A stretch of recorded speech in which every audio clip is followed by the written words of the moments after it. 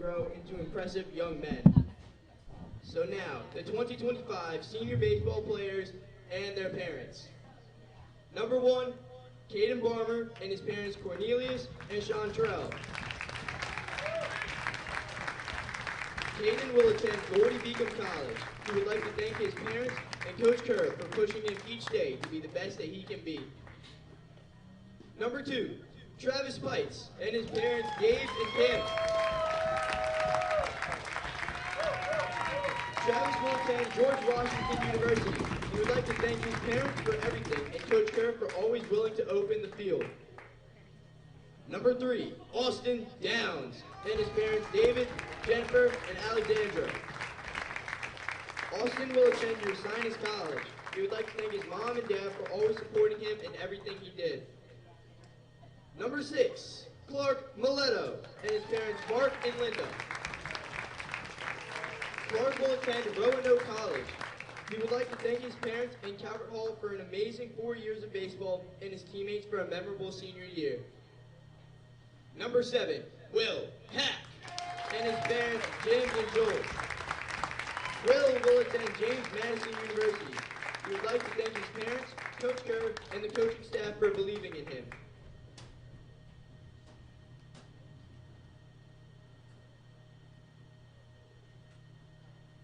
Number 8, Jacob Dolsky and his parents Martin and Carrie. Jacob will attend the University of Kentucky. He would like to thank God, his parents, and his coaches for supporting him throughout his time at Calvert Hall and being there for him every step of the way. Number 9, Braden Wolf and his parents Chris and Robin and his sister Ellie. Braden will attend the Catholic University of America. He would like to thank the baseball program and, importantly, his family for supporting him throughout his journey. Number 20, Nathan Rodriguez and his parents Carlos and Heather. Nathan will attend Mount St. Mary's University. He would like to thank his family and coaches for always believing in him. Number 22, Thomas Pilarski and his parents Tim and Jessica. Thomas will attend Gettysburg College.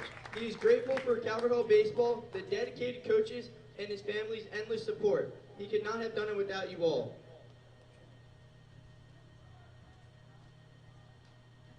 Number 24, Nico DeFelice and his parents Nick and Sandy.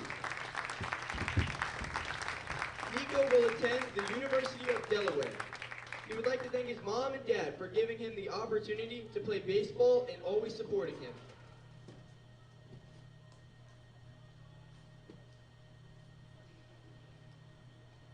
Number 27, Evan Stevers and his parents Ron and Kim. Evan will attend Adrian College. He would like to thank his parents for their sacrifices and all the coaches and managers for their dedication to the program.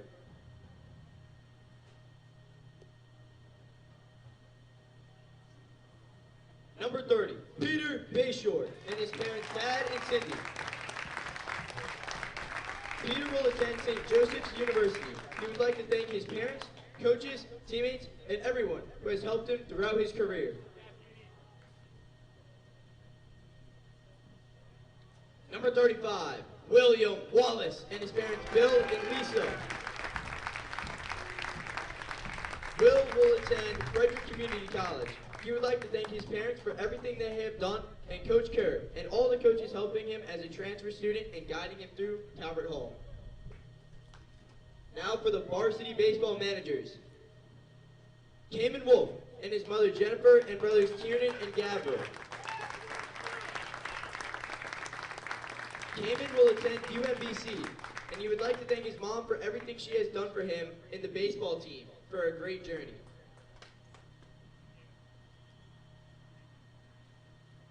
Peter Kelly and his parents Jeff and Alice. Peter will attend the University of Maryland. He would like to thank his parents for all their support and the players, and Coach Kerr for trusting him as the voice of Calvert Hall baseball. Seth Parker and his mom, Corey. Seth will attend UMBC. He would like to thank his family, friends, and coaches for all their support. And Christopher Geldmacher and his parents Jed and Colleen. Chris will attend the University of South Carolina. He would like to thank all the coaches and players for giving him the opportunity to be part of the team and his parents for always supporting him. So now, please join us in a big round of applause for all of our seniors and their parents.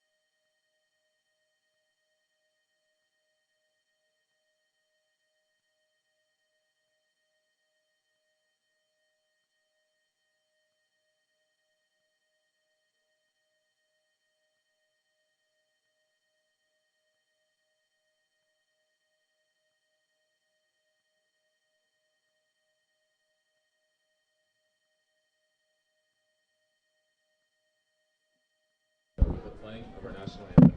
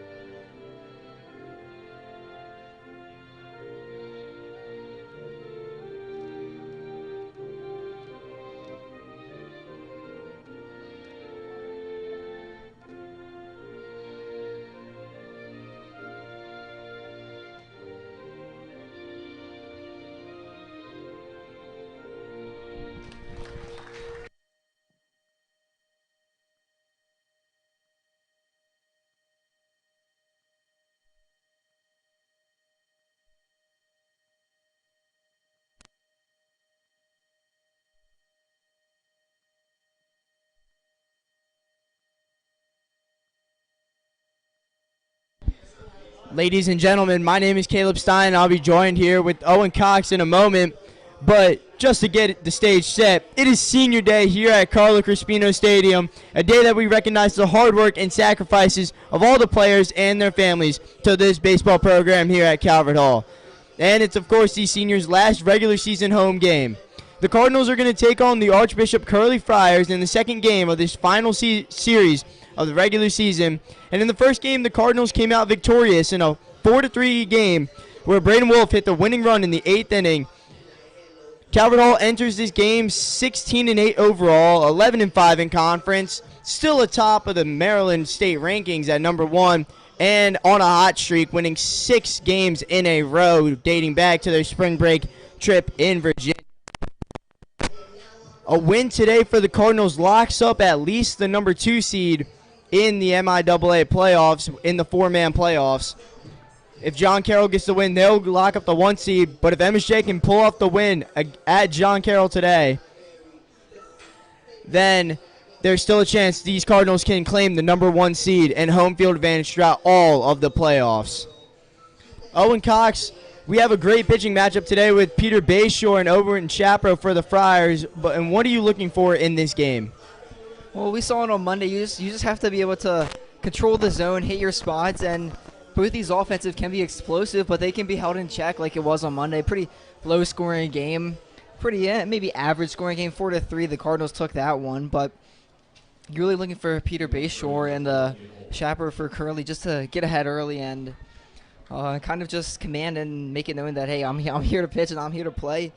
Curley just say, hey, I know it's your senior day, but this is still our game, too. We can still win this one. I'm looking for an exciting matchup on both sides of the ball for each team. And here we go. Bayshore is ready. The first pitch to the Curley catcher, Ian Hull, and he takes that sinker high for a ball. The Curley lineup today, Ian Hull is the catcher leading off. The third baseman, Jonas Ritter, and the right fielder, Lucas Dean, go follow him up. Next one's a little bit high again from Bayshore. And then 4, 5, 6 for the Friars. Jake Pruitt, the first baseman. Nico Brownlee, the speedy center fielder. And Colin Roche in left field. The bottom of the order up, Owen Rossi, the second baseman. Braden Rowland, the shortstop. And Jake Whitmore doing the designated hitter for Owen Shapiro, who is not hitting for himself in this game. Bayshore falls behind 3-0 on Hull after 3 straight sinkers just at the top of the zone.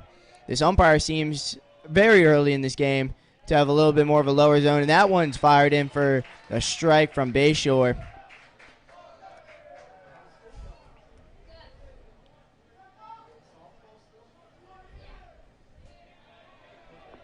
The 3-1 from Bayshore, and that one's high again. So 5 straight sinkers, 4 of them land for balls as the leadoff man for Curley is on.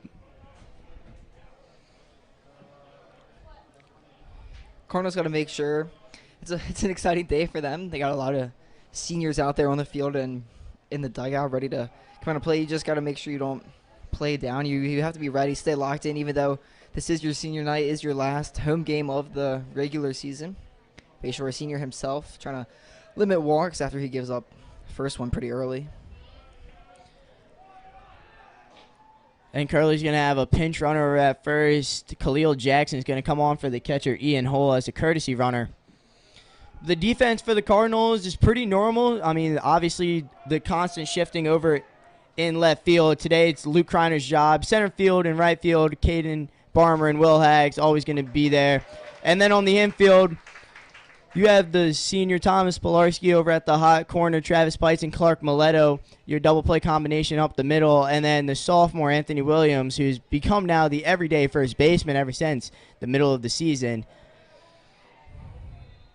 And Ritter is behind 0-1, and he sends one into left field, but it's right at Luke Kreiner, who misjudged it a little bit, but he's there to make the grab. So Ritter is retired, 1 out, and Lucas Dean, the right fielder, is up next. Yeah, you hear it all the time. The ones hit right at you sometimes are the hardest to catch. Kreiner feeling that a little bit out there in left field, but makes an adjustment, a little knee down on the turf to snag the hard hit ball, but Bayshore gets his first out of the inning.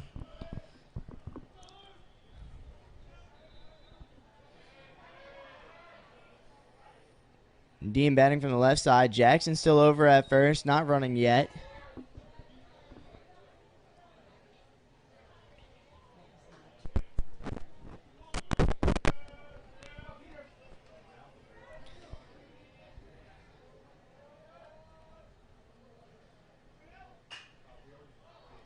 And Dean sends this one into foul territory, just gets over the netting, or fencing, I should say. Made to protect the brand new facility as much as possible, but sometimes balls just travel over it. Can't do much about it, though. Curley definitely put some competitive at-bats together on Monday. They really were fighting against Ryder Soa and then what ended up to be John Ellerman and Jake Dolsky out of the pen. So some of the Cardinals' better pitchers who they've relied on this year, Curley was able to put some runs across, put very competitive at-bats up against them. And this one, Dean sends right up the middle. Jackson's going to hold up at second as the throw from Barmer is quickly into the infield. 2 straight hard hit balls after the leadoff walk. And the Friars may have something cooking right now with runners on first and second, still only 1 out in the inning. And they have their cleanup batter, the first baseman, Jake Pruitt, up to bat next. Yeah, good piece of hitting there. Just send it right back up where it came from. Hard line drive up the middle. Bayshore and the middle infielders had no chance of getting that one. So Bayshore last Wednesday threw a no-hitter. That'll be gone the first inning today.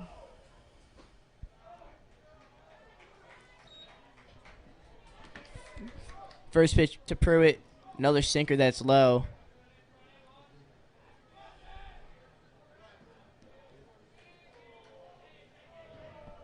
Yes, last week on the Wednesday game against Gilman, Peter Bayshore was on the bump, threw a 5-inning no-hitter in that big Cardinals victory, and he gets a good slider there that Pruitt chases out of the zone. Count evens up at 1-1.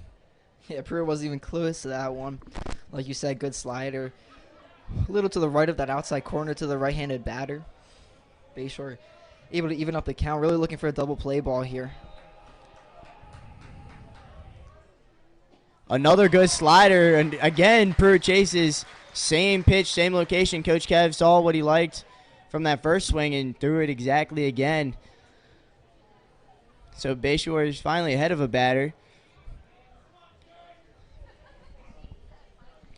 Bayshore, which is pitches, 3-pitch mix, mostly the sinker, the slider, and the changeup. And that slider, again, is just low. Bounced right in front of home plate. Good block there from Wolf to keep the runner Jackson honest at second. Yeah, good pitch there. 1-2, no need to throw him anything. The heart of the plate. I like the breaking ball low, see if get him to roll over it. Send a ground ball to someone on the left side of the infield.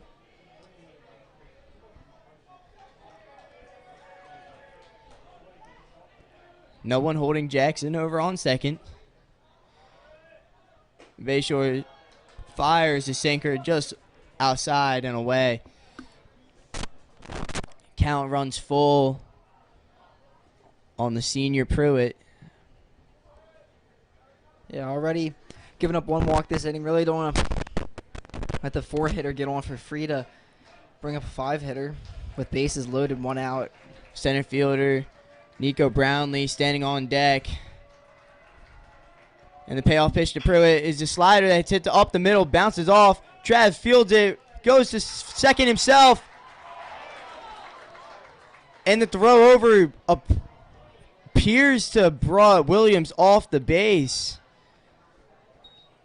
I'm not sure how much I agree with that call. It looked like he kept his big toe on the base. It was a little bit of a wild throw from Pites, but yeah, go play by Trav. Fields it cleanly. Easily can decide to take that himself there, I guess. When he came across the bag, momentum carried him to the left and just brought Anthony Williams off the bag over at first. Still good play there. Now you're operating with 2 outs. Any out does the trick here. Just get out of this inning. this one called a strike on Brownlee. For Travis Pites, those are routine plays. He loves to make those little sidearm throws across the diamond. Normally they're right on the money. This time just a little bit offline. But Jackson doesn't score, so the Cardinals still in a good position. And Tommy makes a great sliding play and fires an absolute dart across the diamond. Brownlee is retired, and the Cardinals escape the inning with no runs. Curley strands 2, and we head to the bottom of the first. Great inning from Peter Bayshore and great defensive play from Thomas Pilarski.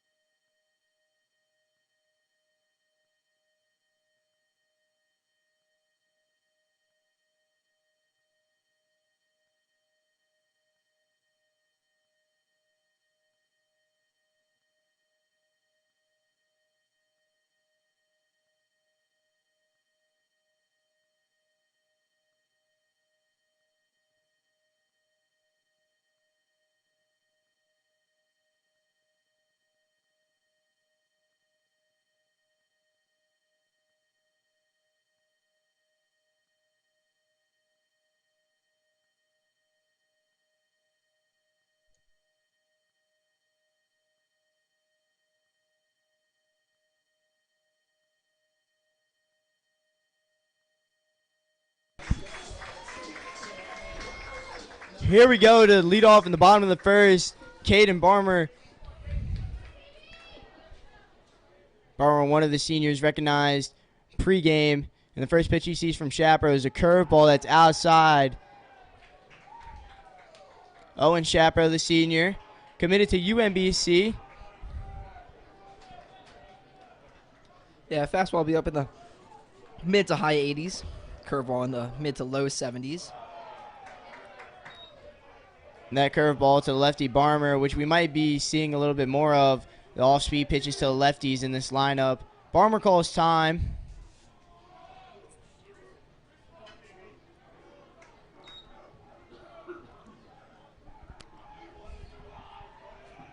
So the 2-0 to Barmer. This one, it's a fastball. It's ripped deep into center field. Brownlee has to give chase to it. And it's off the base of the wall. Caden Barmer with the double to the deepest part of the field, just off the base of the wall. Brownlee never had a chance, And the Cardinals have their leadoff runner on as well. What a swing by KB. Caden Barmer says that one straight away center field. If that's anywhere else in the park, maybe that gets out. Just a good swing again. Put it right back up the middle. Now somebody fast in scoring position for Will Hack. Cardinals get some momentum here early on in this half inning. One of the fastest players on this Cardinals team, paired up with the best hitter on this Cardinals team, Will Hack, up next. If you're Curley in this situation, you are not liking where this is going. Hags takes a big cut out of that good curveball from Shapiro. Yeah, and KB and Will Hack really, that duo at the top of the lineup, or sometimes 1 and 3 home, it's just been really impactful for this Cardinals once KB turned it around, and Hack's just been great all season. It's really been a good tandem of basically the Cardinals' 2 best hitters back-to-back at the top of this lineup. And that's really good. You like to see them hitting their stride right before the Cardinals make this push into the playoffs. So Hack sends one into right center field, and that's going to get down for extra bases as well. Hack's going to go. He's thinking 3 all the way. He rounds second. He's going to make it to third. He's going to slide just for the fun of it. An RBI triple for Will Hack. Absolute best start you could have asked for if you're the Cardinals. The leadoff double followed by a leadoff triple. And 2 seniors coming in clutch for the Cardinals, getting them on the board early. Will Hack just powers that one in the right center gap for a pretty easy, but could have been a stand-up triple for him. So 2 seniors on senior night. Lead off the game with back-to-back extra base hits. Now you have another senior in this lineup. This lineup today is senior heavy, as we could have expected, with the 2 underclassmen, Anthony Williams and Luke Kreiner, hitting 8 and 9 today. This one, Wolf sends skies into foul territory, and this one's just going to get out and land in the picnic bench area. The lineup for the Cardinals, Caden Barmer leading off, and Will Hack already on third. The catcher, Braden Wolf's up to bat now. Travis Pites on deck. Thomas Pilarski in the hole. Then Clark Mileto, Nate Rodriguez doing the DHing today. Anthony Williams and Luke Kreiner, as I mentioned previously. The 1-1 count to Wolf. That one's going to be high. So Shapiro falls behind 2-1.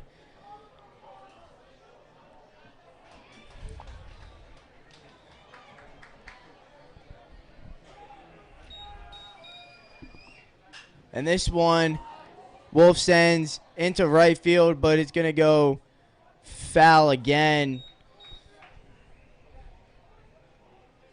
Yeah, Wolf's on it just a little late. Well, barely actually needs over the trajectory of the ball. Just got to get a little early on it. Still really, fly ball relatively deep in the outfield, or a ground ball right side should bring in Hack. Hack has very good speed coming in from third, and definitely will want to be aggressive, get 2 runs early. And this curveball is spiked, and Will Hack's making the aggressive move, and they're going to call him out at the plate. Ian Hull made the diving tag on Hack, who made the really aggressive move. That ball never even left the red part of the turf. Hull had trouble finding it, but recovered it quickly and then made the diving tag. Yeah, good play by Hull. I think he got Hack at the plate, just dove right before his hand could reach the plate. So Wolf sends one up the middle. Going to be another base hit for the Cardinals, their 3rd straight in this game. And that's where that aggressiveness is, I'm not going to say unnecessary, but it really does hurt you. Cardinals will be up 2-0 early. Instead, 1 out and a runner on first. Actually, it would be no outs and a runner on first. Still good position for the Cardinals. Really put in great swings, good barrel on balls here. See if they can extend the lead anymore, even with that base running mistake from Hack.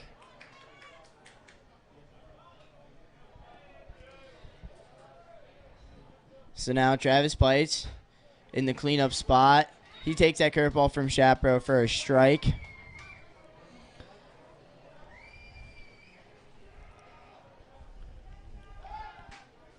Yeah. Shapiro with a good move over to first. Travis really found his footing, found his stride here later on in this, I'm going to say, second half of the season. There was a part of the season he was batting towards 7 or 8 in the lineup, but he's returned back to what we saw from him last year. Has become a good staple in the middle of this lineup, provide some consistent hits and consistent run support from that 4 or 5, 3 position.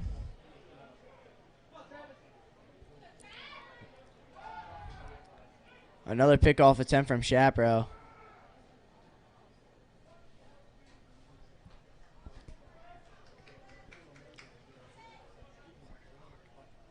So Travis down 0-2 to Shapiro.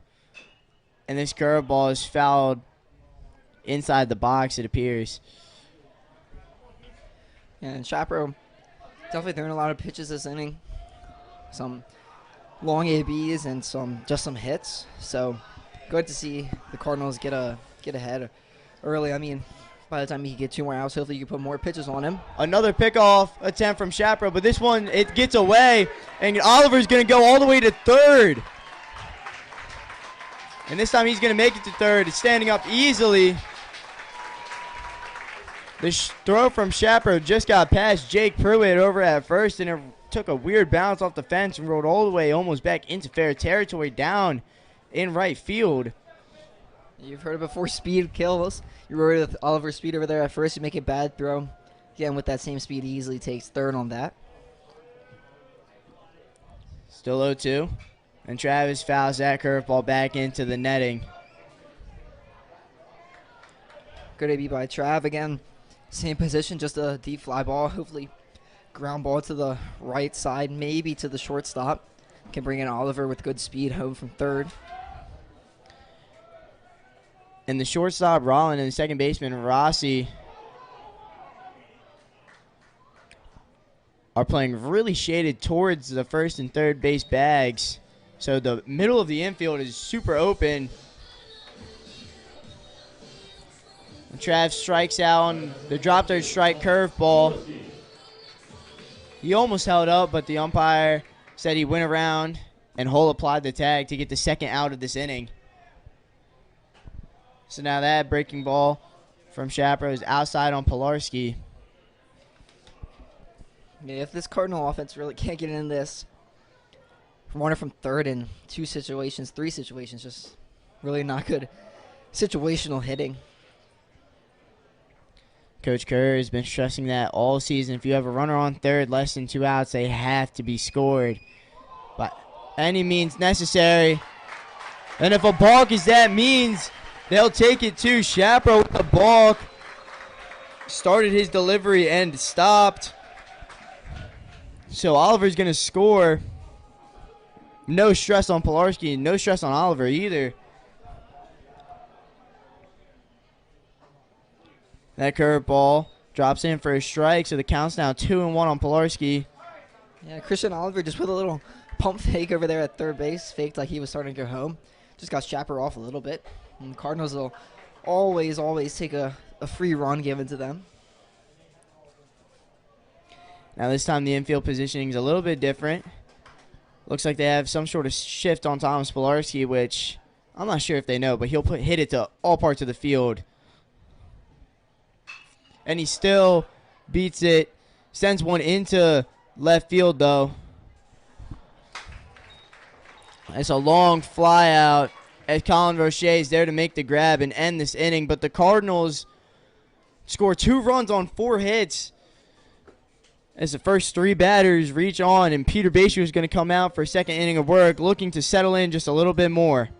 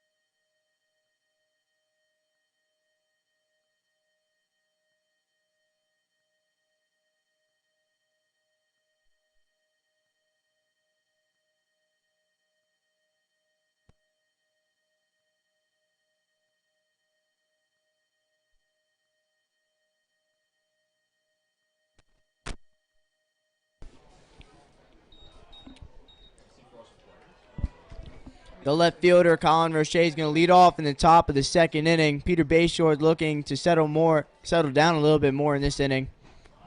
And that was a absolutely filthy slider. I had no idea what he was swinging at there. I mean, my goodness. Looked like he was facing like Randy Johnson out there or something. Roche took the biggest swing known to mankind. And he does it again. This time the helmet falls completely off. And what Peter Bayshore is doing these first two pitches, well, he should just be doing that all game. Roche just looks very lost at the plate. Oh my goodness. Peter Bayshore, 3 straight sliders. Roche goes down with big swings on all of them. That was one of the filthiest at-bats I've ever seen. Yeah, Bayshore just 3 sliders, 3 just swinging for the fences, and 3 absolute whiffs. Roche might need to take some time to gather himself in that dugout. And this one, it's a sinker, just gets in on the hands. Pilarski charges in, makes another strong throw across the diamond. And Owen Rossi is retired. So after 3 straight sliders, he goes to the sinker and gets in on the hands of Rossi, and he grounds out on the first pitch. So 4 pitches and 2 outs. Very, very efficient, very, very quick. So now Braden Rollin, the shortstop.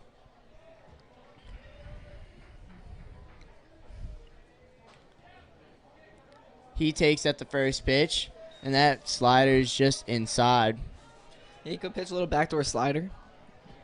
If anything, you just get him off the plate a little bit.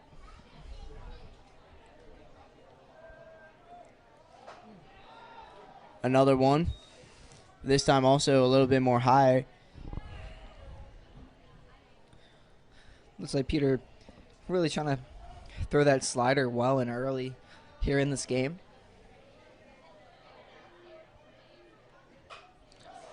And that sinker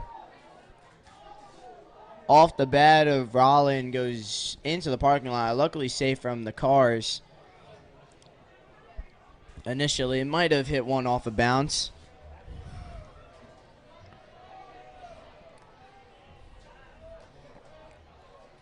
And the 2-1 from Bayshore. That sinker runs inside and hits him. Looks like he just lost control of that pitch. Never had a chance. Yeah, just hit him right in the back. Kind of stings for both people there, but Curley will take a free base runner any way they can get it. Curley's third base runner of the game. Now the designated hitter, Jake Whitemore.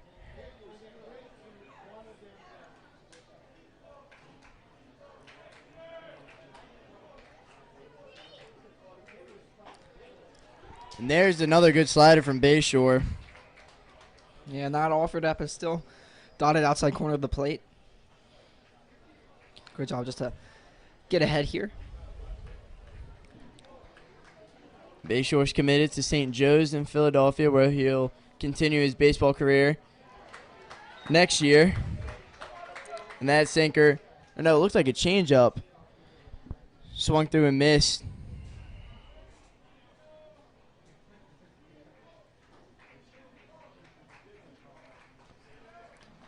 So Whitmore's down 0-2. And that slider from Bayshore is just low. Good take there.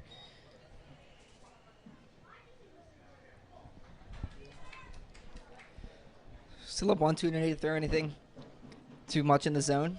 Just want to get out of this one. Was very efficient early. And Whitmore absolutely went around. Not even close. Another filthy slider from Bayshore in that inning. Curley cannot hit the off speed today. But another clean, scoreless inning from Bayshore. Curley strands one more runner as we head to the bottom of the second.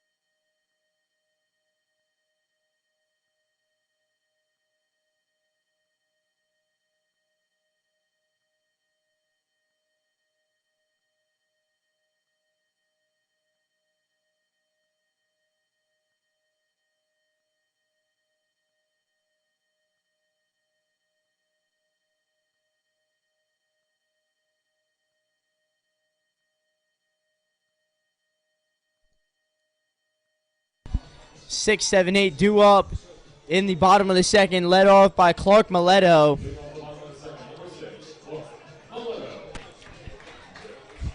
Clark, another one of these seniors, is starting second baseman in today's game.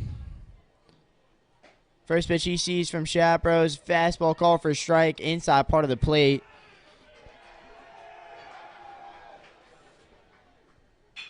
And Mileto sends this one into the gap in right center field again. He's also thinking extra bases. He's going to go 3. He picks up Coach Koski. He's going to make it head first for a leadoff triple for Clark Mileto.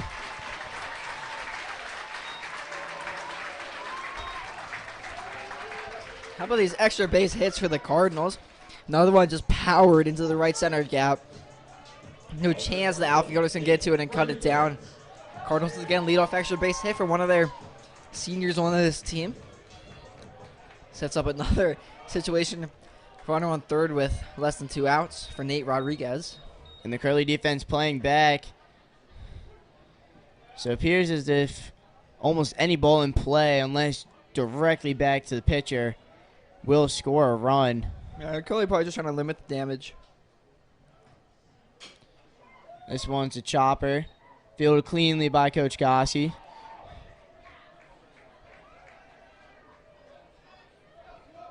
Mileto made it a little bit closer than it probably should have. He almost slipped as he was diving headfirst into third.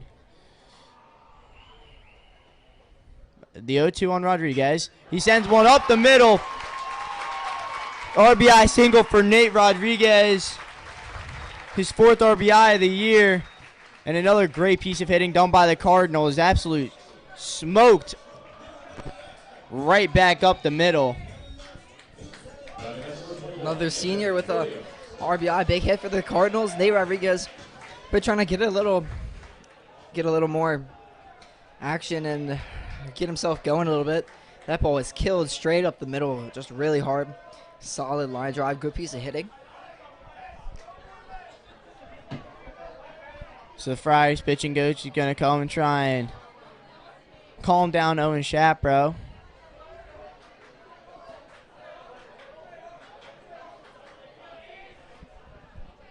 Yeah, Chapro just giving up hard contact and a lot of hits so far this game. That's his 5th hit given up. 3rd run. He's been through one and some extra innings.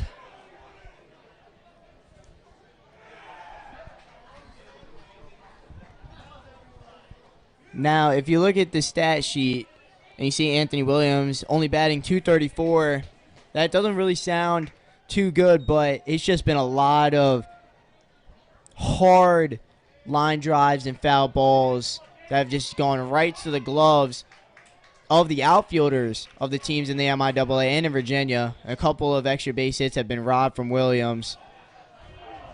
And he definitely has good power, and that curveball from Chapro appeared low but called for a strike. Yeah, if we had the new StatCast and Baseball Savant, Anthony Williams would be good compared to what his actual batting average shows. And it was another great swing from Anthony Williams. He just pops it up to the left fielder. It also doesn't help in this stadium. The wind never blows out to left, so he doesn't get that much help either. Just got a little too under that one. Verche was able to make a clean catch under that. So now you have Luke Kreiner, the lone junior, in this lineup in the 9-hole, trying to turn the lineup card over. And he's going to send one through the 5-6 gap. He does so very nicely. Great piece of hitting there from Luke Kreiner. And now the Cardinals look like they might have something going again as runners on first and second. It's only 1 out, and Caden Barmer at the top of the order. Yeah, Kreiner just hit that pitch. Slapped it through the 5-6 hole, like you said.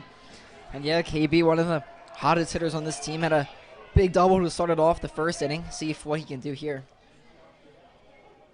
Another first pitch curveball from Chapro to Barmer. This time it's called for a strike. And he swings and misses through that. fastball. Yeah, just reaching, trying to maybe make something happen when the pitch wasn't there. So Barmer's down 0-2. And this curveball from Shapiro is blocked and kept in front of by Ian Hull. Yeah, if you're KB here, you're not looking for anything low. You don't want to expand your zone and ground into a double play when you still only have one out here. And Will Hack coming up. You want to leave some runners on, put some in scoring position for Will Hack, or if you can't, drive them in yourself. So the 1-2 is chopped over to the second baseman. His only play is over at first.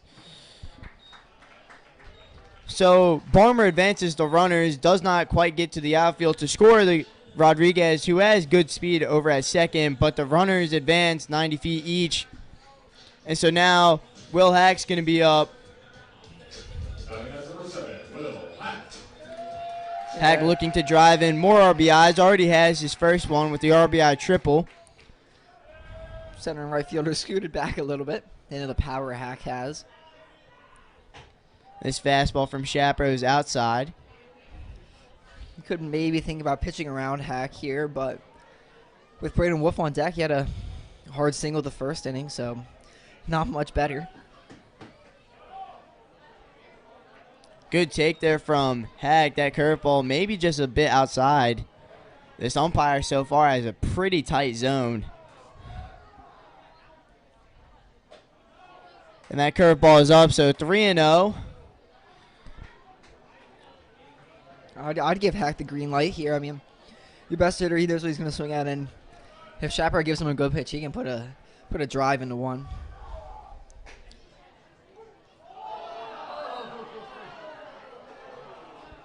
Interesting call from the umpire.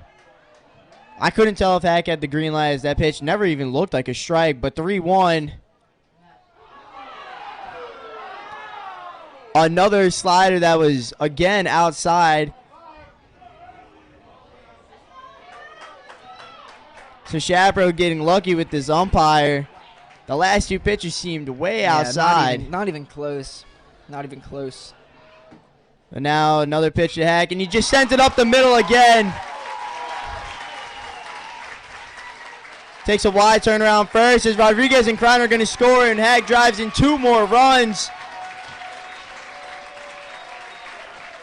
His second hit of the evening is his second and third RBI as well. Yeah, Hack doesn't want to walk. He'll take that any day of the week. I mean, he did want to walk. Those were 2 pitches that he definitely should have walked on, but instead he gets the RBIs instead, adding his total to 29 on the year, and his average is up over 450 at this point. So now Shapiro has to face another batter, but now not as many runners on as he faces Wolf, who takes a big cut through that fastball. Yeah, they get through the heart of this Cardinal order. It's tough for a pitcher. You got to go through Kaden Barmer to Hack to Wolf and then to Pikes. It's just four of the best hitters you can have in a row in the MIA. And, I mean, they're letting Curley see it here early. Hack is running, and Holster down is not in time. Hack with a great jump and not the fastest pitch from Shapiro. Hull had no chance of getting Hack. Yeah, high breaking ball. Hack got a great jump on it. So now still another runner in scoring position for the Cardinals for Braden Wolf. Shapiro going to step off. Cardinals have not had as many opportunities to steal bases in this game. A lot of runners on third, a lot of runners on second.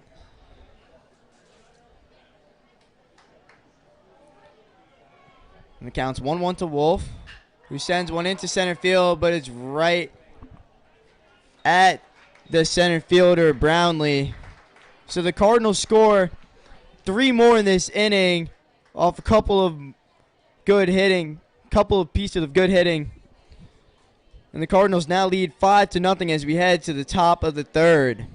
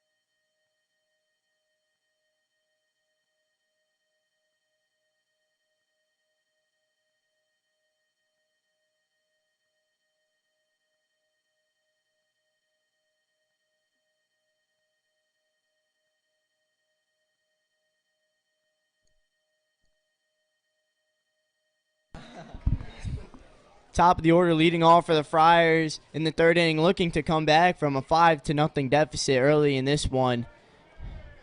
Bayshore out there again after a marvelous second inning of work. And he gets another good swing and miss on that slider.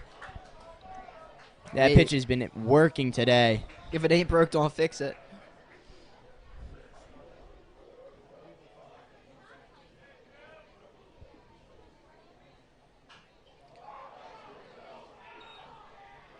I'm not quite sure how that worked. As Hull sends the chopper into the dugout. I haven't seen anything like that this year. Especially into the home dugout. Yeah. Must have just been ahead on the sinker, broke a little inside. Stepped way towards third base at that one. As he does so again, but this time he gets the bat. In cleaner contact on a slider. And by the crowd's reaction, it looks like that one hit a car. I parked at a different spot today, so I really hope that was not my car. I parked far away, up near the fence line. The 0-2 from Bayshore on Hull. That one's called a ball, even though last inning on Hack it was called a strike. Yeah, good pitch. I don't know how it can change between innings, but it is what it is. Bayshore still ahead 1-2. The slider's well outside, though.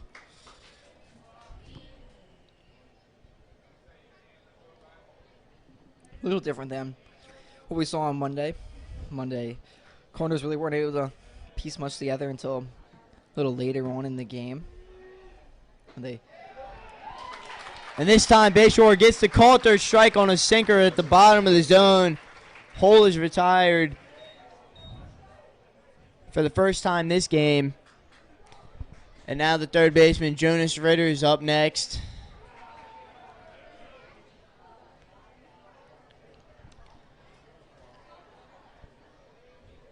The Cardinal dugout doing their roll call, which they started to do Saturday in the win against Gilman.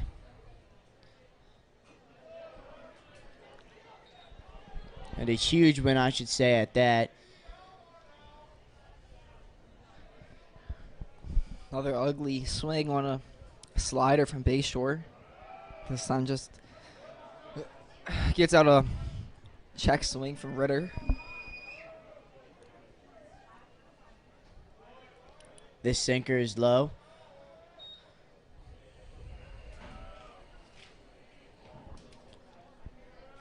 Last night, as a little homage to the seniors, I texted most of them and asked them what their favorite moments were from their time on the varsity team. And the pitcher, Bayshore, got another swing and miss there from Ritter. Count goes to 1-2. He said basically all of his sophomore year was his first year on varsity. There was a big Virginia trip that they all went on to the resort. And obviously he remembers very vividly the Jake Butler walk-off home run. Swing and miss there from Ritter. Another good slider from Bayshore. He gets the strikeout completed by Wolf. His second strikeout of the inning. And now he's facing the right fielder, Lucas Dean. Dean's been a little bit busy in right field with the extra base hits.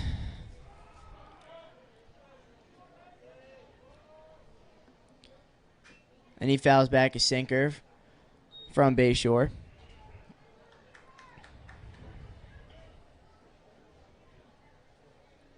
Yeah, besides the one hit early on in that first inning, some at-bats in the first inning, Curley really hasn't been putting together good at-bats, good swings.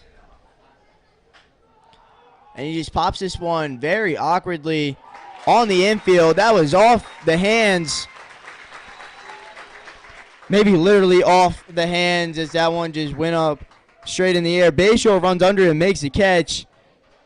Normally pitchers aren't allowed to get those, but when it's that close to them, you might as well let them have it. Bayshore has been dialed today through 3 innings of work, keeping the Friars scoreless. Then the Cardinals are leading 5-0 as we head to the bottom of the third as Chapero's out there for a third inning of work.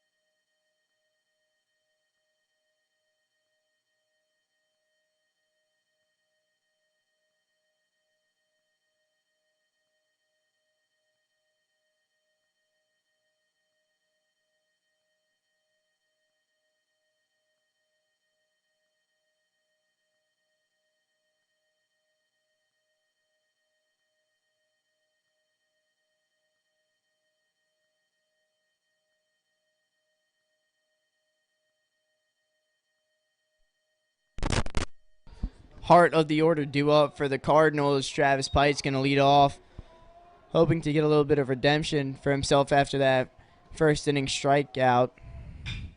And he sends a hard chopper to shortstop, where Rolland is there to make the play. So first pitch and 1 out.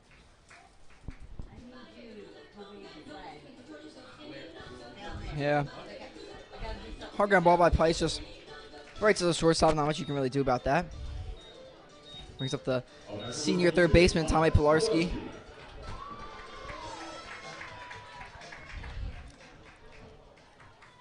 Thomas's first at bat, flied out more like it, to the left fielder Roche. You see it there, Tommy showed bunt, definitely known to try to put one down. This time he doesn't. He sends one right up the middle, but there's a little bit of shift going on that Friar defense, as the second baseman Rossi is there to make the play. So far, 3 pitches and 2 outs. Yeah, shift executed to perfection right there. Ground ball literally straight over second base. Second base was just standing right there. Good job by the Curley coach to play that strategically. So now Clark Mileto, his last at bat, he had a triple, his first one of the year. As the center fielder Brownlee is now shifted a lot more towards right center.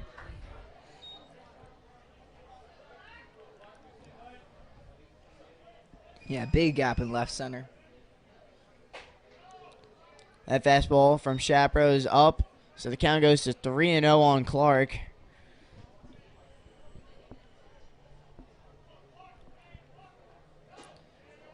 And it's a 4-pitch walk, so after 3 very quick pitches to get 2 outs, a 4-pitch walk here from Shapiro is Clark's on for the second time today. Just nothing close there to Clark. Good job not to try to reach for anything. Bring up the senior DH, Nate Rodriguez. Sometimes out as a two-way player. Today, just as the DH here for the Cardinals. And Rodriguez sends a line drive into left field, but Roche is there to make the play. So the 1 pitch out to Trav, the 2 pitch out to Tommy, 4-pitch walk to Clark, and the 1 pitch out to Rodriguez, and Shapiro gets through a third inning that went by ridiculously quickly. Cardinals still up 5-0, and Bayshore's out on the bump. He's back out there.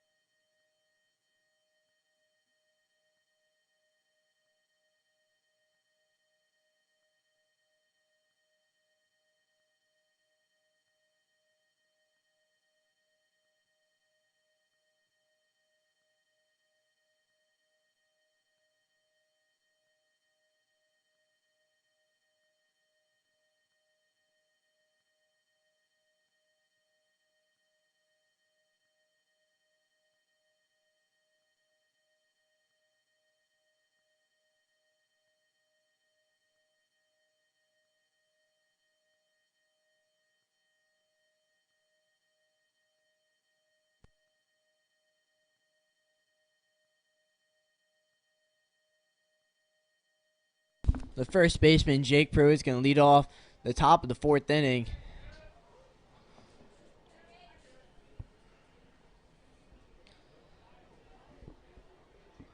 Bayshore set and ready.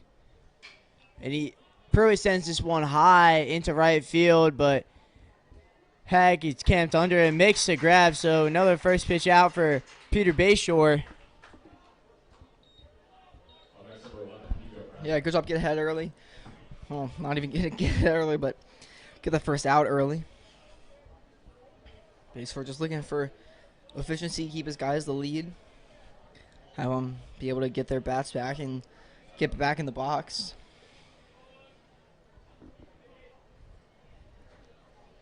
So now it's another first pitch swinging.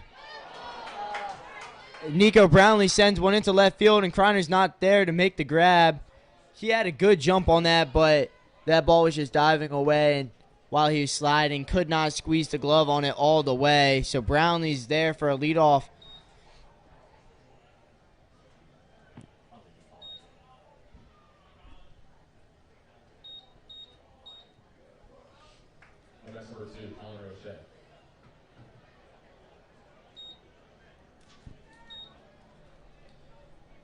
Bayshore so far through 3 1/3 has 44 pitches, 29 of which have been for strikes. So really good efficiency so far for Bayshore.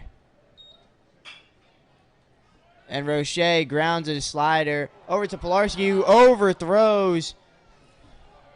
Brownlee advances to third on the error by Pilarski. Just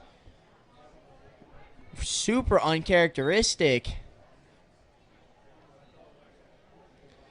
Pilarski probably the best defensive third baseman in the MIAA. Looks like he just rushed the throw a little, and Williams made a good attempt on the jump, but it's just a little bit over his head. So Brownlee advances to third, and Roche is on at first. Still only one out in this inning. Yes, that's 2 runners on, partially due to fielding mistakes out there. Kreiner's was really hard one to get out in left field, but with his speed and the jump he got, you could assume he might be able to make that play. And then Tommy definitely makes that play 10 out of 10 times. You would ask him, and he would say that that's a play he gets and that he should get. So now Bayshore's got to operate with 2 runners on. He's looking for a double play ball here, hoping to keep that run at third. Yeah, 3 straight pitches, 3 balls in play. We could be out of the top of the 4th, but not quite how this has worked out. So now Owen Rossi, the second baseman.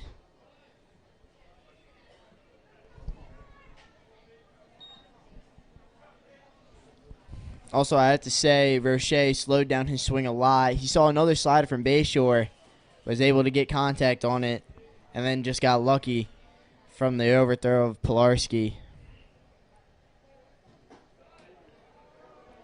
Another good slider, missed, I'm going to assume low. So Rossi's ahead 2-0.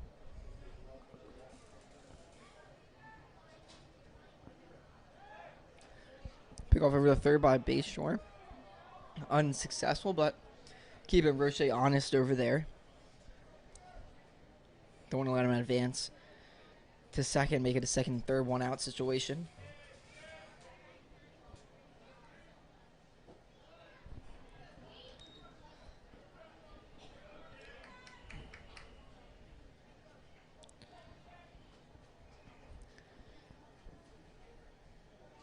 Count here. Bayshore's just got to attack the batter. The 2 runs don't really matter. You're up by 5. Just got to get out of this inning by limiting the damage. There's a good sinker in for a strike.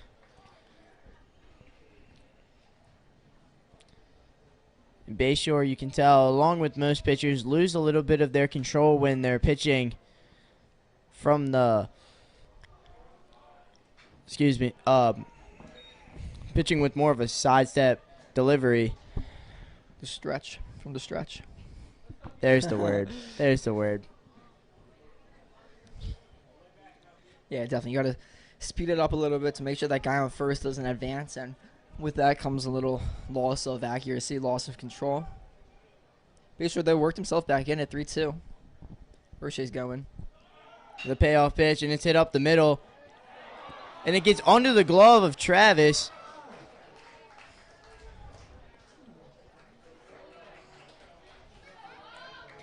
Travis, I think, just looking too far ahead to see if he could get the runner at second and turn 2, but just commits a error on that. So second uncharacteristic error by this Cardinals defense. So Rossi is safe at first. Roche's over on second. Braden Rollin is up. He was hit by a Bayshore sinker his first at bat, and he cuts and fouls off that slider.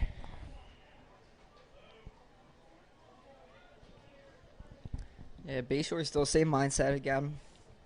Once he gets this double play ball, hopefully he can fill up the zone, not do too many unnecessary pitches, let his defense work behind him. They've been good all season. Sadly for Bayshore, not this inning, but still one of the best defenses in the MIA.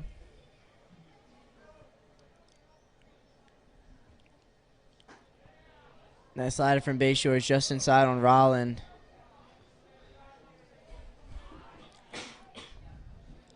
Yeah, apparently a sophomore transfer from Broadneck High School down in the Anne Arundel County system.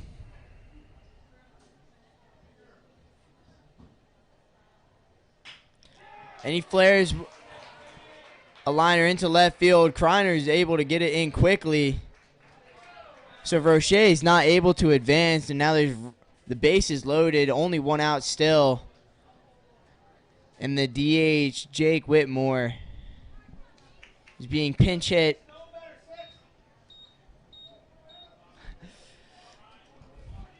Ryan Bonnets is now pinch hitting as the DH role for Jake Whitmore. Good piece of hitting there by Roland on that single. Just kind of slapped it right in the gap. A little line drive, not hard enough to hit in a run, but still. Bases loaded for a new pinch hitter now. I should say I did see Whitmore run into the bullpen with a lot of catcher's gear.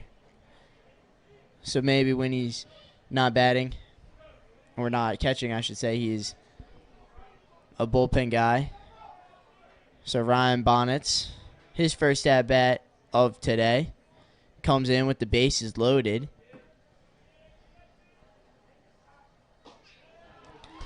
And he sees a sinker and for a strike. Yeah, good pitch, just kind of right down the middle.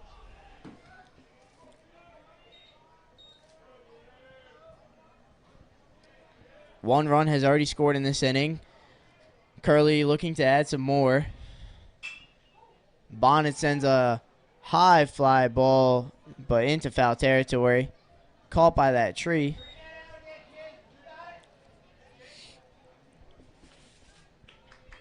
Yeah, if these runs could score, it's a much more competitive game. Curley just making Bayshore work here.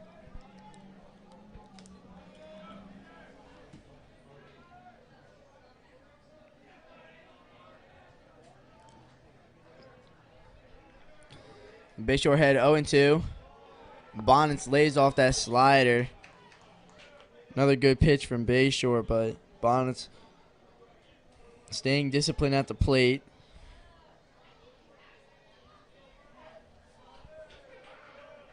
Yeah, it doesn't want to roll over into something here. Even though when you have a sinker ball pitcher, those tend to happen a little bit more. Yeah, sometimes that's the added benefit with the sinker. You may lose some velocity by not throwing a traditional four seam, but when you have that movement, it can be as impactful, if not more impactful. Especially in a situation like this where a ground ball can cut down and run at the plate or turn two. And Bonnets is rung up on the slider from Bayshore's fifth strikeout of the day.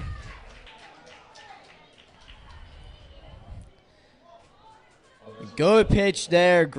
Perfect placement of that slider from Bayshore to retire Bonnets. And now Ian Hull, the catcher, is up. And the Cardinals can relax a little bit more with 2 outs now. Yeah, a little more stress, though, comes with that top of the lineup. Get the 9 guy strike out. But still, top of the lineup definitely has a lot more damage potential in his bat than somebody at the bottom of the lineup. Hole his first at bat walked and then struck out, so he's 0 for 1 on the day. He's looking to do some more damage against Bayshore. First pitch swinging, gets under a slider. Mileto is there to make the grab. Coach Curry's pumped up and he's firing up Peter Bayshore as he makes it through 4 innings. Still only 1 run allowed. A little bit of uncharacteristic defense from the Cardinals in that defensive frame in the 4th. But the Cardinals are going to come back and look to add some more runs and try and clinch home field advantage in the playoffs.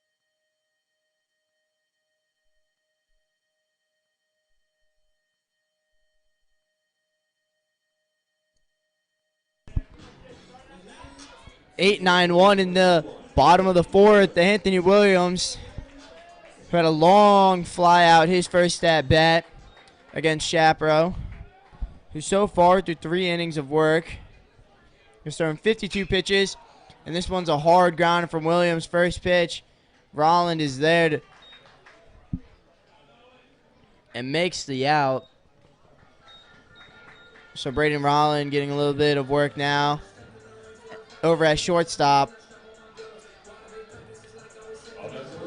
Yeah, this last inning and a half, Schaffer's been efficient. Besides that 1 walk to Clark, Mileto have been very efficient getting swings early on in counts and getting outs.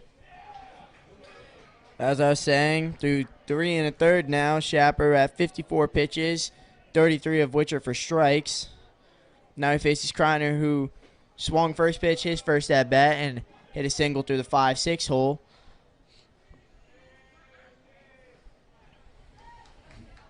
He would later score on the Will Hack RBI single. And he's now ahead in the count 3-0.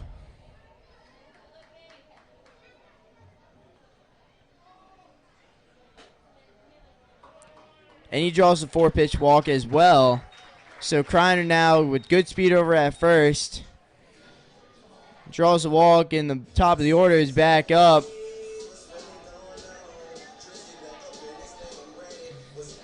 Yeah. KB back up with a runner on. Kreiner's great speed over there makes him a threat for any situation. Shapiro throws over to check on Kreiner. Barmer sent the double off the bottom of the tee in Calvert Hall all the way out in dead center field. His first at bat. Then grounded out to second. Takes a strike here.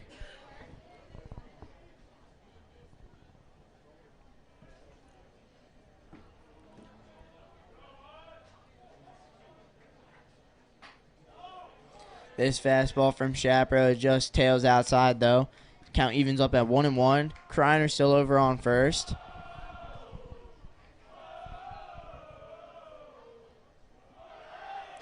There Kreiner goes. Does not get the great jump.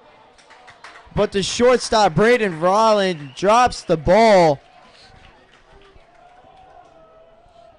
Rolland dropped the ball on the tag. It was a great throw from Hull from behind the dish. Yeah, Kreiner got very lucky out there.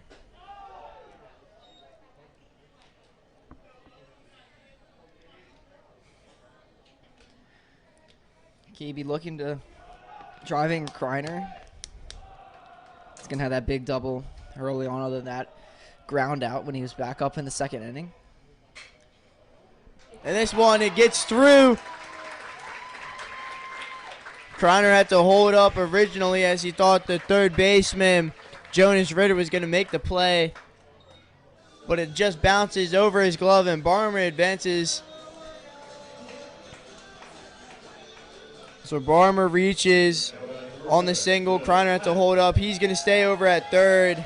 Now you have 2 runners on, and you have Will Hack at the dish looking to drive in more runs today. Already has 3 RBI on the day.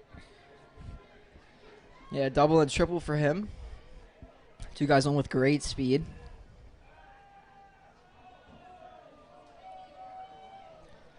Cardinals already up to 8 hits on the day.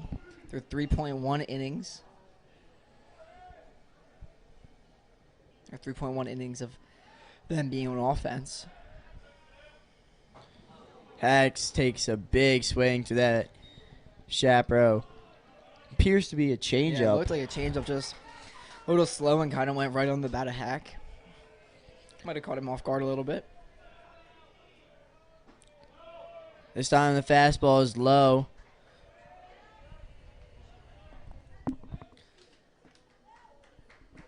Hack so far this season, the numbers are just ridiculous, looking to be in his second all-conference. And he sends another one down into left field. Base hit for Will Hack. This time he's going to actually get it to second for a stand-up double. Barmer slides in at third, and Kreiner scores. That's his second run of the day, and Hack now 4 RBIs. Yeah, great swing. Just pulled it down the left field line. Hard line drive. Maybe would have been a single, but he advances on the throw over to third base to try to get Kana Barmer out there. Cardinals' 9th hit of the day. Little prompt the Friars to bring in a new pitcher from the bullpen. Owen Shapiro, you can see the emotion. His senior stepping off the mound for the last time this year. And last time in a Curley uniform, as they're outside of the playoff rankings in the MIAA.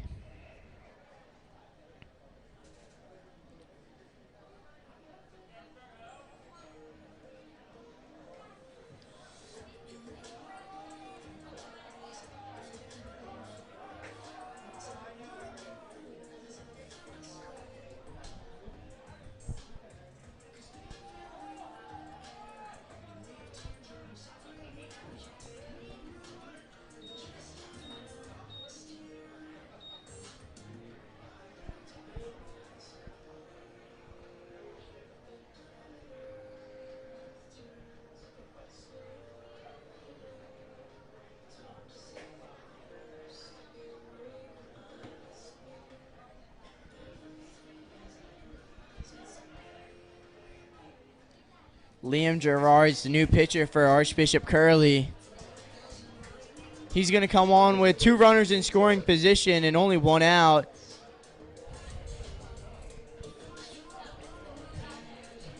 Yeah, a tough task for him here. Runners second and third, both with good speed. Cardinals 3-hitter, Braden Wolf up to bat. But for Will Hack this season, the numbers are just ridiculous. Batting over 450 at this point. OPS over 1.42. 30 RBIs on the year to go with 7 home runs. 6 of them have been absolute no-doubters. 1 came against MSJ here, the inside the park home run.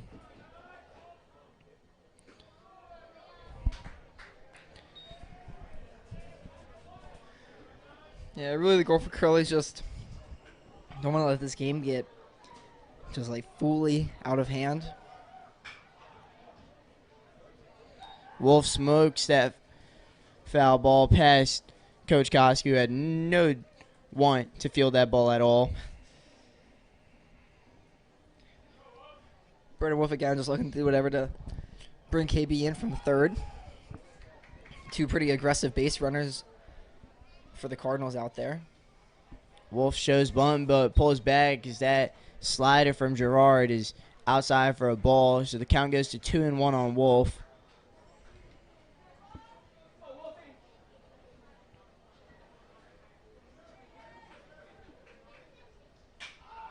And he sends one. And this ball is going to get down in the left center gap. So Wolf's going to have a stand-up double, and Barmer and Hack are going to score easily. The future Catholic University of America Cardinal drives in 2 more runs as the Cardinals of Calvert Hall expand their lead to 7, as they're now winning 8-1. Still only 1 out in the 4th. Another one of these Cardinals seniors with a big extra base hit. Braden Wolf, one of the better hitters, one of the best players on this Cardinal team, a leader, both on the field and off the field. Cardinals now up to 10 hits on the day. And still only 1 out with fast runner at second over there at scoring position. Breaking ball from Gerard is high on Trav.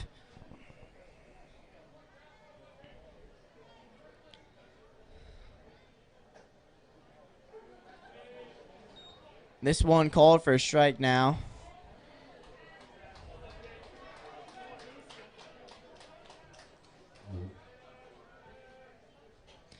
Three straight breaking balls from Gerard to Trav. And when I asked him last night what his favorite memory was, it was in that semifinal match 2 years ago against John Carroll. The Jake Butler walk-off grand slam to advance to the conference finals. A lot of people on this team, all the seniors were there for that one. Super memorable moment in Calvert Hall baseball history. Yeah, I was in the stands at that game. It was electric. I was watching the live stream heading to the lacrosse championship game that day. Tommy sends one into center field now, and this one is also going to get down. And Thomas, it gets all the way to the wall. Thomas is going to try and go for 3. And he's going to make it there safely as well. And he's going to try and go home, and it goes out of play. So Thomas Bolarski with the triple scores on the error. And the Cardinals score 2 more runs now, and the lead is 10-1. Yeah, fun Little League home run there for Tommy Polarski on his senior night. Takes a little trip around the bases without putting one over the fence. Nico Brownlee made a valiant effort out in center field. The ball just landed in front of the diving glove. And then it gets past the left fielder, who is new in this game. You have to chase it all the way to the 380 sign. Polarski was thinking 3 the whole way, and then as soon as the ball got away from the third baseman, Ritter, he was scoring.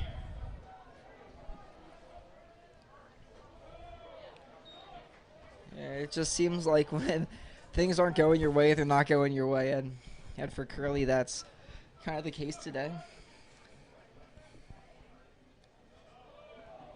So now Clark Mileto is up, and he's now ahead of the count 2-1.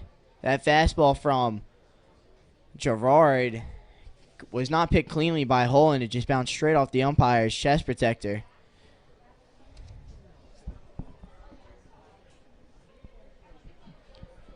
You hope you never have to put those to use, but sometimes stuff happens. Clark sends a line drive, pulled it just foul though. Not just foul, pulled it well foul. Yeah, Clark was all over that one. Clobbered it into the parking lot instead. But it's 2-2, and that slider from Gerard is just inside. Almost hit Mileto.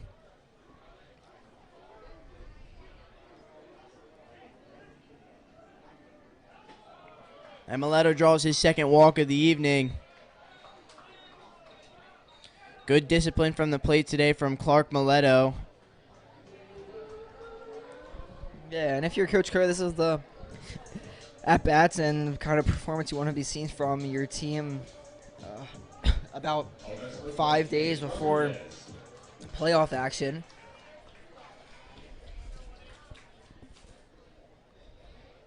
So now Nate Rodriguez. He's committed to Mount St. Mary's University.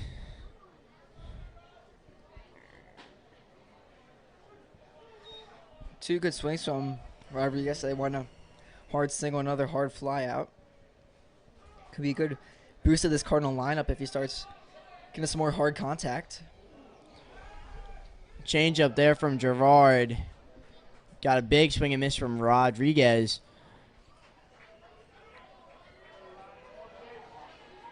I know that the Cardinals have 11 hits and 10 runs, but some of these swings have just been a little bit unlucky. Some long flyouts from Pites, Pilarski, Rodriguez, and Williams. Just some good swings on the ball. They just could not find the turf. And Mileto is caught out. Ian Hull knew from the get-go that he threw out Mileto. Wasn't the best jump there, but the Cardinals now are heading into the top of the fifth, up 10-1. Bayshore is going to be out for his fifth inning of work. Going to try and finish the fifth and maybe also finish off this game.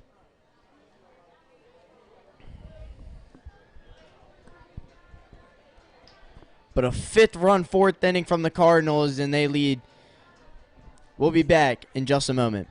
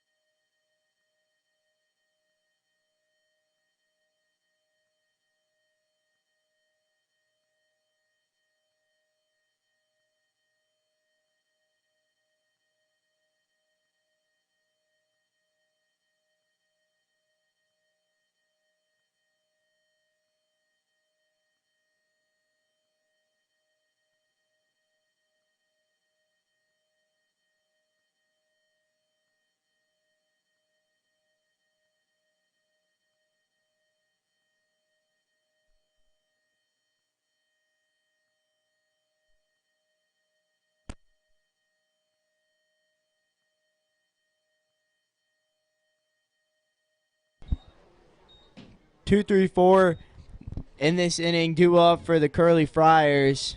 Jonas Ritter, the third baseman.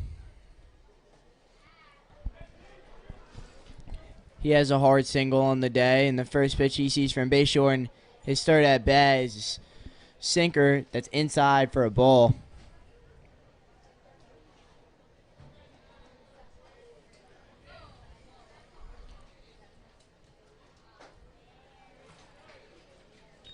That slider from Bayshore is just a little bit high. He's been locating that pitch ridiculously well today.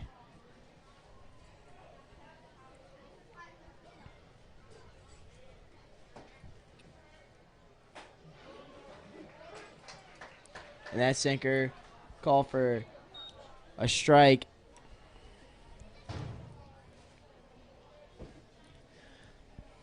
Yeah, Bayshore just wants to be quick here, efficient. Get the hot bats back up to the plate. Thomas Pilarski plays it on a little bit of an awkward hop, and this time he makes a strong throw across the diamond. A little bit low, but Williams is there to make the out complete over at first. So Ritter grounds out to his counterpart Pilarski.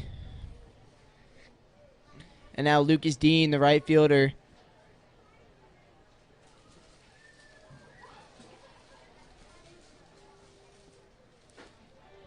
First pitch he sees in this at bat takes for a slider.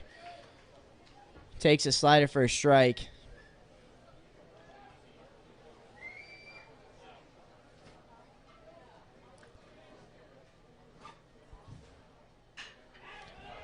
And he sends a line drive into left field. Croner's going to play it on one hop, and the Friars have a one-out base runner in this inning. Yeah, good piece of hitting. Just take the pitch, send it the opposite way. A little soft line drive forward from the left fielder every time.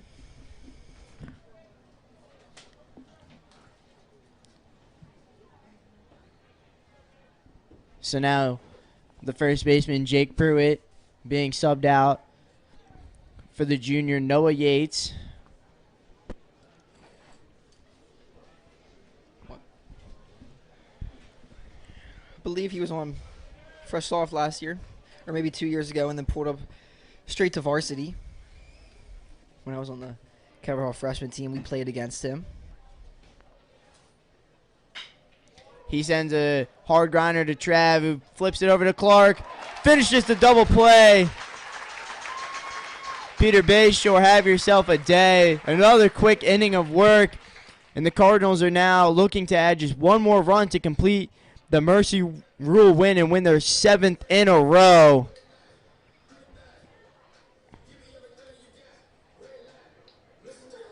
And if the Cardinals do score one more run, Peter Bayshore has had himself quite the season, looking for a run at all conference as a pitcher.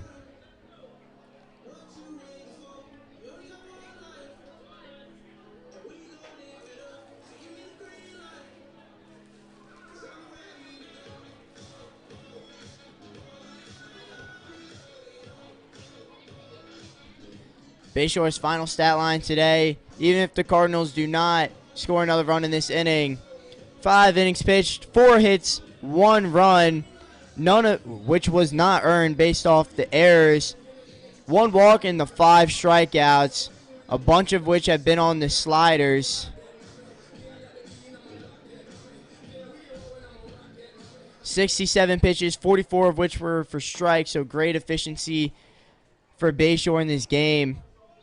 And just really all season, he's been on an absolute heater. Started as the Monday pitcher, but with the injury against the Miller School, got pushed back to now the Wednesday guy. And the Cardinals would love to have him in a playoff series to possibly close out the semifinal match next week. Yeah, the combination of Ryder Soa and Peter Bayshore as your 1-2 punch is maybe the best you can get anywhere in conference. And I mean, we've seen that throughout every series that the Cardinals have had this year. When those two pitch, they give the team a great chance to win. So Rodriguez skies a pitch on the infield. Braden Rowland is there to make the grab, so 1 pitch, 1 out. Gerard still out there looking to finish. And now Coach Curry is going to bring in some replacements. Evan Stevers.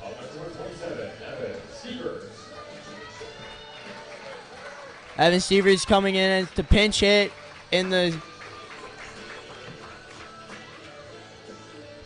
for first base. Anthony Williams' day appears to be done. And you could expect that as a sophomore not to finish out on senior day. Give some of these seniors a chance to finish out this game.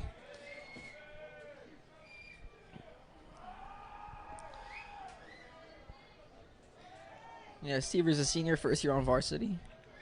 Good to see him get some reps in Cardinals' final home regular season game. Stevers committed to Adrian College. Does have a home run this year against Gonzaga. And does have some good power as well. Yeah, he might be looking to send us home here.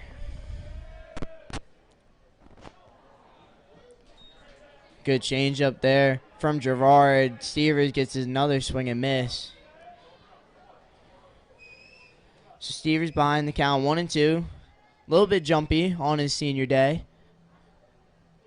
This slider from Gerard, though, is taken for a ball. Count evens up.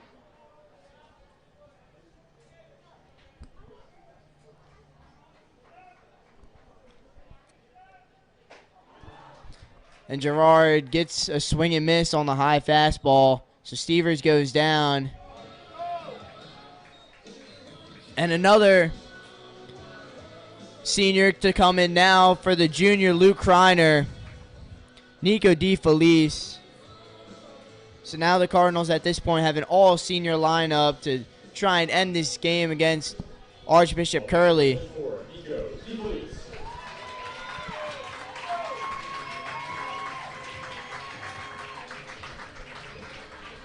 And Nico also.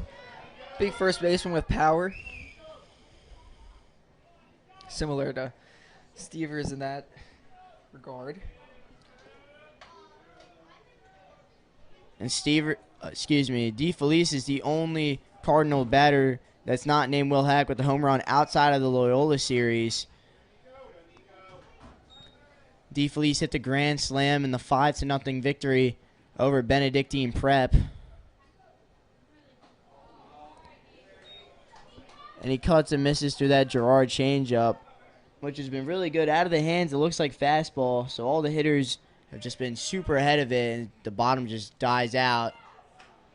DeFelice skies this one foul, but this one's going to get out of play into the picnic bench area.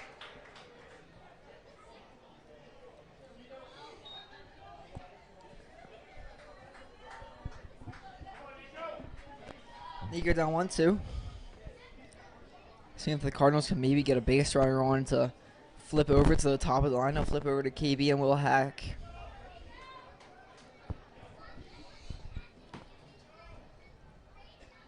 And he takes that slider outside for a ball.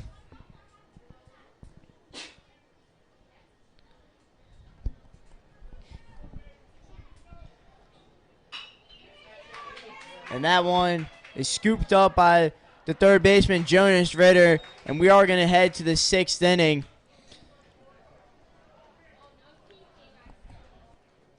Austin Downs is going to come in to pitch the 6th inning for the Cardinals with a 9-run lead.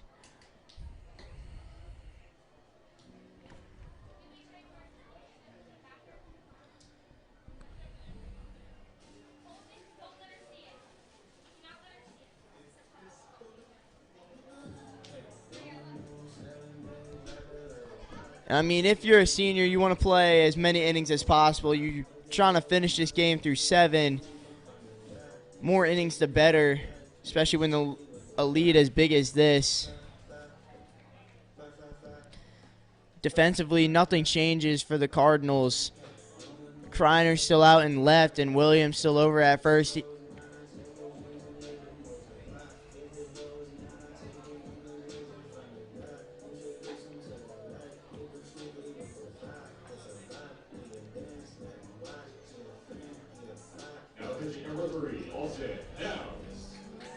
Austin Downs is committed to Ursinus College.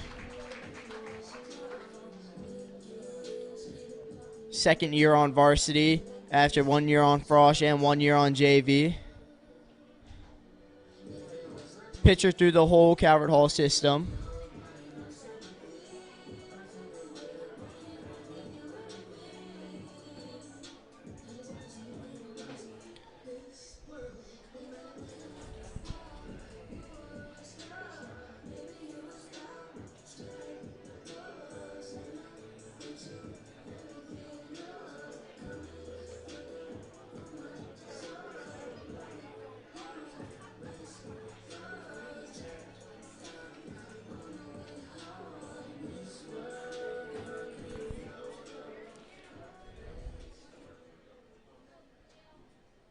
Also looks like Curley is going into their bench.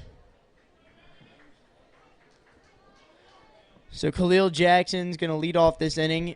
Came in earlier as a courtesy runner for the catcher Ian Hull in the first inning, but was stranded over at first.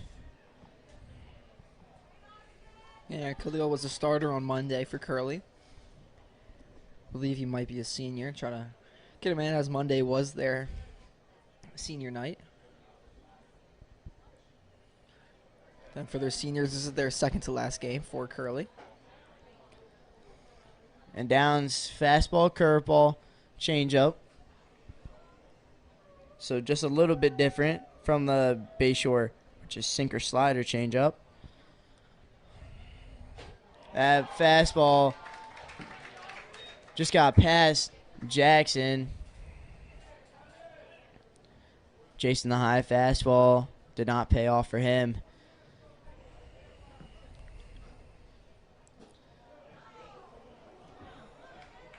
Good breaking ball from Downs there. Not quite sure where that one missed. He's a little confused as well.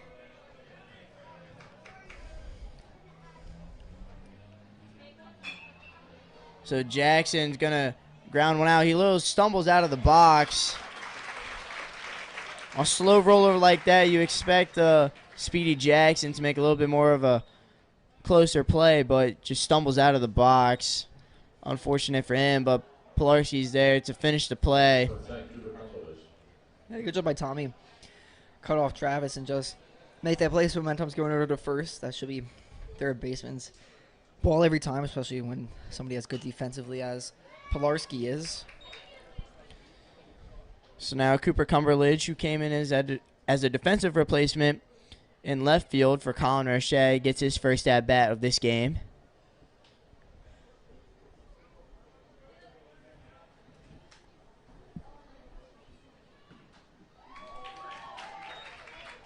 And he gets a swing and miss there, but that misses everything, including the glove of Wolf, and that just hits off the umpire. A little bit shaken up.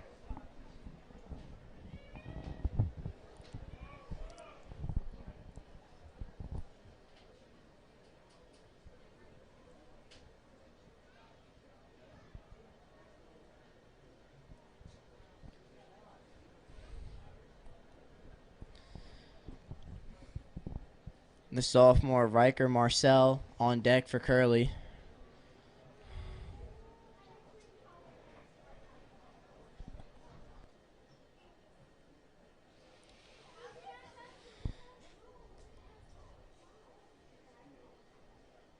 Braden Wolf apologizing for missing that ball. Probably should have been caught, but that fastball did have a lot of late life to it, and the bat of Cumberledge got in the way.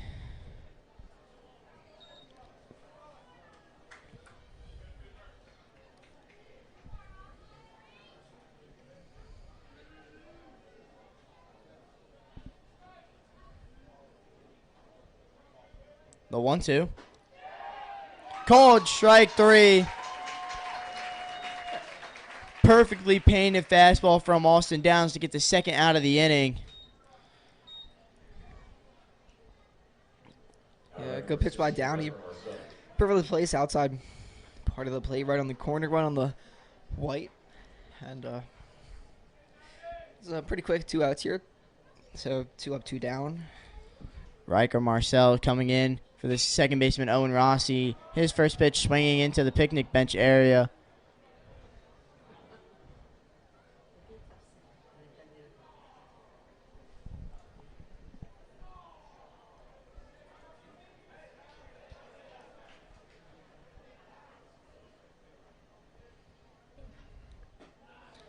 A curveball from Downs is away.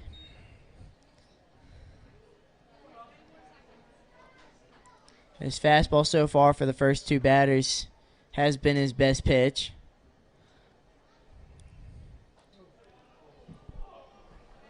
But there was a good curveball. The umpire just thought it was inside. Yeah, backdoor might have broke it over the plate. Umpire didn't think so. Good pitch, though, by Downey. I'm sure that's where he wanted to locate it. So now Marcel pops up. This ball is definitely in play, and Anthony Williams makes the head first diving play right in front of the Curley dugout. Anthony Williams making a remarkable play right in front of the Curley dugout. Gets down to out of the inning, and Marcella's retired. Cardinals looking now again to end this game a little bit early. Still up by 9 as we head to the bottom of the 6th.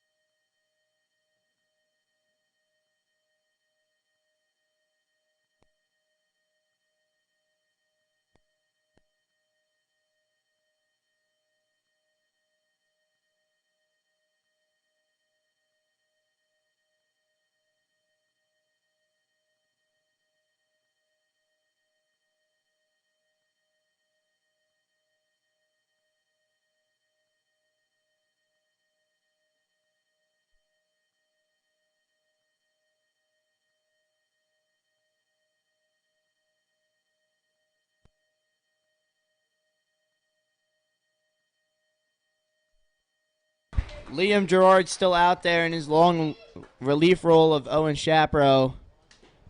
And he now has to face the top of the lineup. Caden Barmer, Will Hack, and Braden Wolf due up. Barmer cuts through that fastball. Maybe a changeup. But it was offside out of the plate. That one's most definitely a changeup from Gerard. Barmer way out in front of that pitch. Yeah, the changeup's been working well. The 1-2. He grounds one over, and Yates is able to field it cleanly and gets the first out of the inning.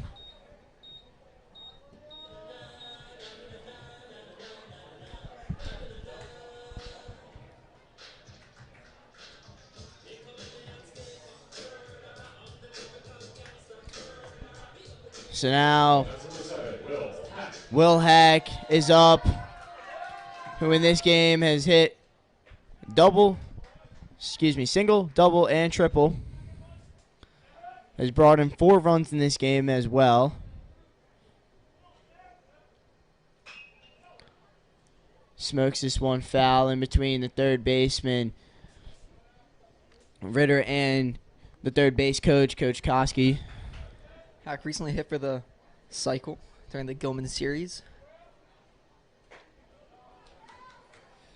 Yes, on Saturday in the 16-4 win, Will Hack threw 5 at-bats, hit for the cycle, and has another 4-hit day.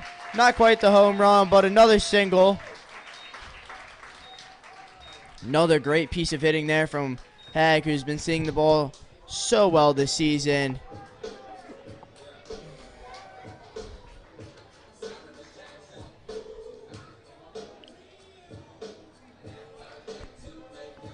So, Will Wallace, the senior backup catcher, has made some appearances as DH this year. He's going to get an at-bat in his senior day for Braden Wolf.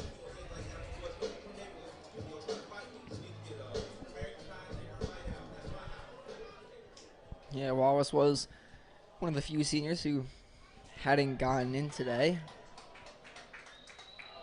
There are 13 seniors on this Calvert Hall squad.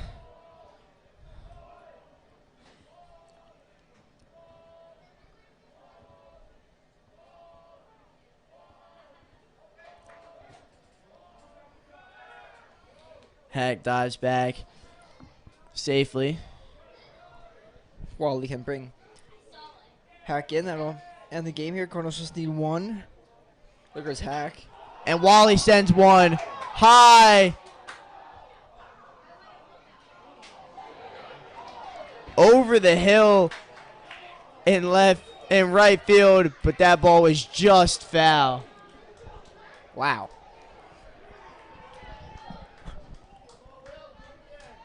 I mean, that ball was smoked is an understatement on that swing from Wallace, who then sees a fastball that was high. Crazy power off the bat of Will Wallace. And he sees that fastball outside, so he's ahead in the count, 2-1. Yeah, good take. Just leave that one out. No need to roll over. Big swing and a miss on the Gerard changeup, which has been working well for him. Haxel over on first. He's running now, and Wallace just got to protect. Hit and run situation was on for Coach Kerr.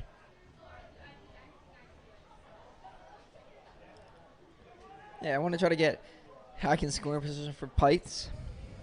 Even though you're still up by 9, it's still good practice. Try to get these runners in, hit in scenarios.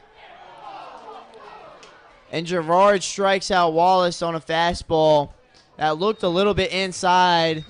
The bench was obviously not happy about that. Offense number 2, Travis White.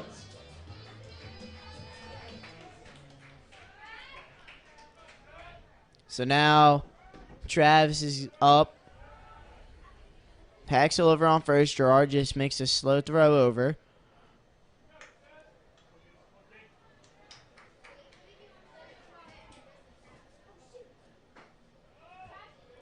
And Trav sees that one inside.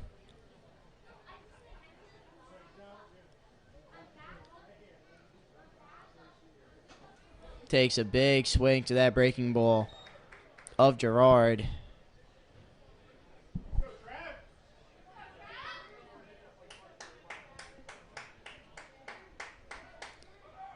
Hack's running. Hole this time. Could not get the throw down in time. Hack calls time over on second base. Another stolen base for him on the year.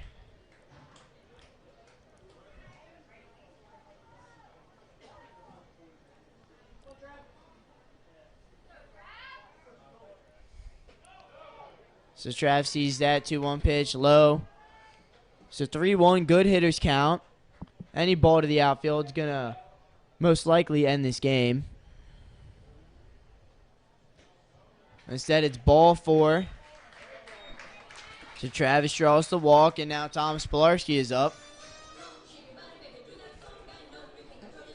Yeah, good to be by Travis White. Just not reaching for anything. Bring up his friend, Thomas Pilarski. Seeing what the fellow senior can do.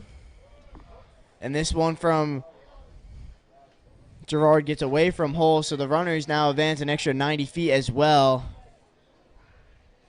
Yeah, that makes Tommy's job a lot easier. What he's got to do is just any single. Do the trick, bring Hack in. Luckily for Curley, there are 2 outs in this inning.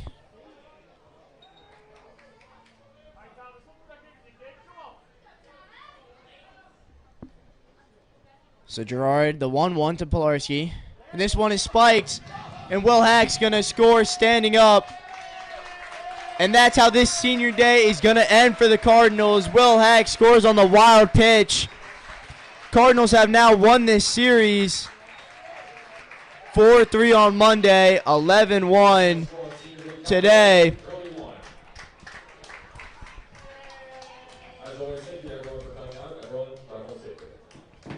It was a great senior day celebration for this Cardinals team, as now they can just wait and see if they will clinch the 2 seed tonight or possibly play for the 1 seed on Friday. John Carroll and Miche play at 6:30. So we will have to see for that one. Oh, and any final thoughts on this game? Just a good game all around by the Cardinals. Peter Bayshore once again. Good pitching. Offense obviously did their job today, and Cardinals just kind of preparing for this final push into the season. Playoffs coming soon.